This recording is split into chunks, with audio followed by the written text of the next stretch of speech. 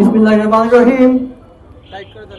সংগ্রামী সাথী ও বন্ধুগণ, আজকে যখন আমরা দাঁড়িয়ে আছি, ঠিক গতকালকে বাংলার মাটিতে খুনি হাসিনার ফাঁসির রায় হয়েছে।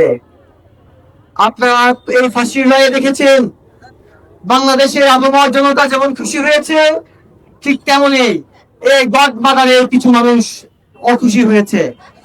মেহেরপুর জেলা থেকে এই ছাত্র জনতা যেমন 5 আগস্টের সময় এই খুনি হাসিনাকে তাড়ানোর জন্য কাজ করেছে, তারপরেও মেহেরপুর জেলার এই ছাত্র জনতা সজাগ রয়েছে।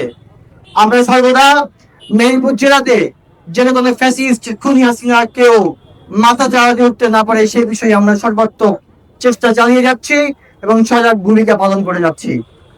আজকে বাংলাদেশে এই 5 আগস্ট পরবর্তীতে অন্তর্বর্তীকালীন সরকারের সময় আমরা দেখেছি কিছু নব্য ফ্যাসিস্টের জন্ম হয়েছে।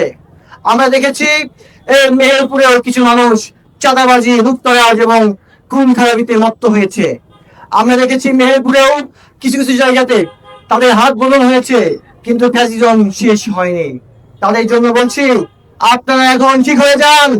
যদি আপনারা ঠিক না হন, মেহেরপুরের ছাত্র জনতা আপনাদেরকে রুখে দিবে এবং মেহেরপুরের ছাত্র জনতা কোন ফ্যাসিজমের পক্ষে আর পক্ষ নিবে না।